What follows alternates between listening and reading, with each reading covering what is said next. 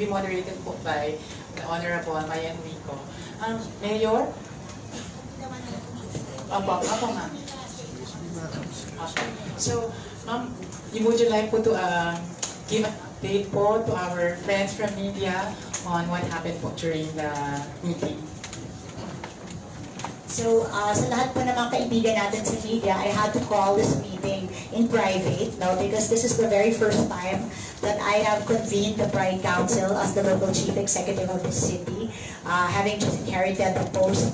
And I had to find out what was going on dahil sila po yung implementing agency ng ating pong batas, bagamat kami po ang nagpasa sa Sangguniang Panlungsod. So I just had to bring myself up to par with what was going on. So, ngayon, nalaman na namin, they heard Gretchen's story. I was able to give instructions also to the different members of the Pride Council. And siguro, I can tell you the details in a separate interview because I'm sure you're more interested to hear about what Gretchen has to say. But at the end, before I adjourn, I reassured Gretchen that the city government will be with her in whatever he decides to do with regards to the incidences of the tragedy that befell her within the last couple of days. And we are with her. She's not alone. And she has a very strong ordinance to back her up, no, which she can invoke with whatever decision she decides to make. Yes. Excuse me. Hi, good afternoon. I understand that you've been waiting for quite some time now, and I appreciate your patience. Thank you so much for waiting for us. We just want to make sure po kasi kaya medyo natagalan yung meeting that every piece of information is secured and we're able, all of my concern and all of the LGBTQ plus communities concerned regarding the existing ordinance of Quezon City will be addressed and will be voiced out. But still, the time is not enough, so that's why we do have the author of the Gender Fair City Ordinance, Councilor Mayin, facilitating the meeting right now together with the Pride Council. Just to give a brief summary of what happened, our Mayor Joy Belmonte, who's a proud supporter of the LGBTQ plus community, has assured me that our voice, the LGBTQ plus community, is heard. I have raised several concerns that we've been experiencing. This is not just my issue. This is not just about me using the washroom for female, but this is taking care of the city ordinance in general. We'd like to ensure that the Gender Fair City Ordinance is not just a facade that we show to people, that this is not just a celebration that we see every day. That look at Quezon City, they have Queen of Quezon City celebrating the beauty of the transgender community. Look at them, they are conducting film festivals for the LGBTQ plus community. It's not just that, it's going deeper. It's about implementation of the existing city ordinance. We do have a very comprehensive, in fact, they label it as the most comprehensive gender protection city ordinance in the Philippines. And it's such,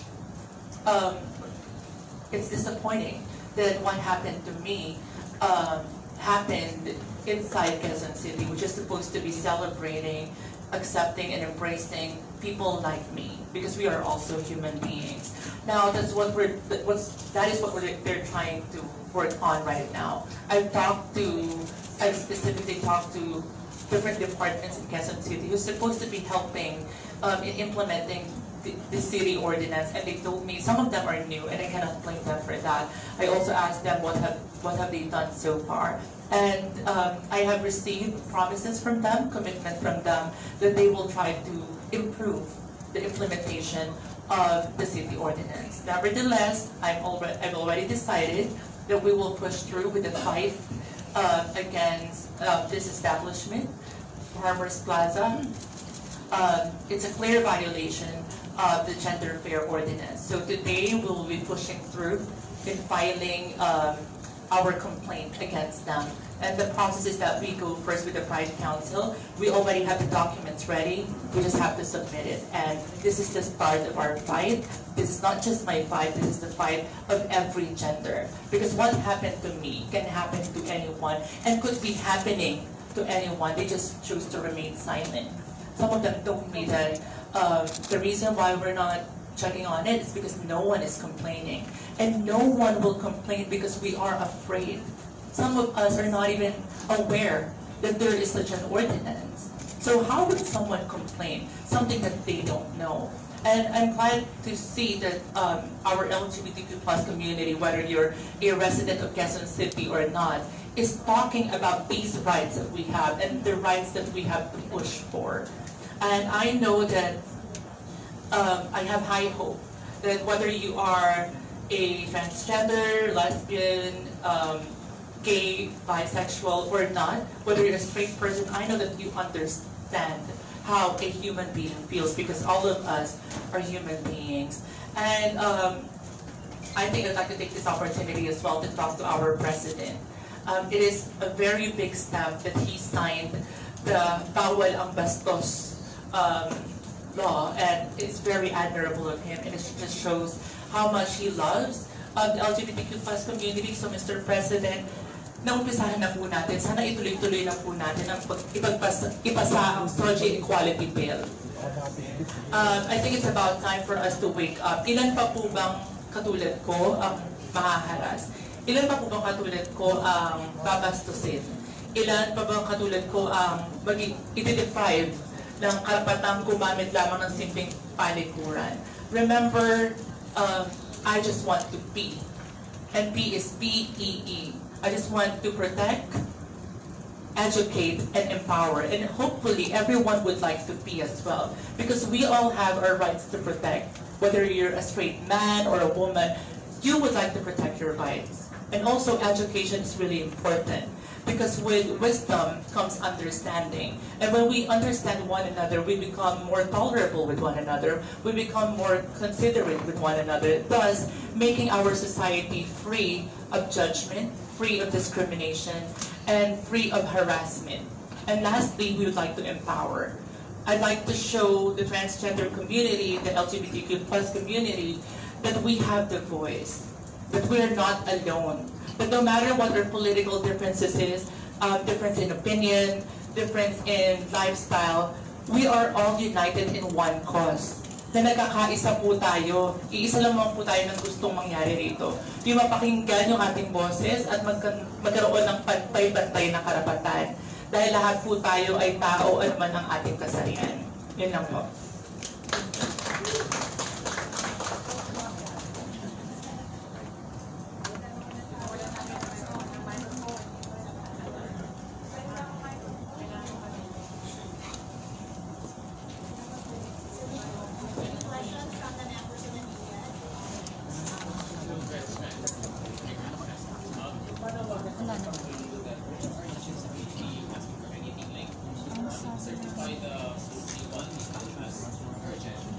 Definitely po.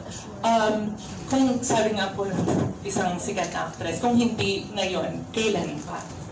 Ang dami, if what happened to me happened in the friendliest city to the LGBTQ plus community, how much more to those cities which does not have this comprehensive ordinance? Ano pa po kayang harassment ang dinaranas nila?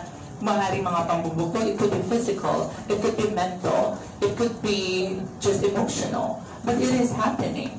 If it happened in Quezon City, one of the best rules that we have, city ordinances, when it comes to protecting the LGBTQ plus community's rights, how much more sa mga walang ordinansa? Ano pa pong karapatan ang tatapakan ng mga tao kayong walang batas na mo pumoprotekta sa kanila?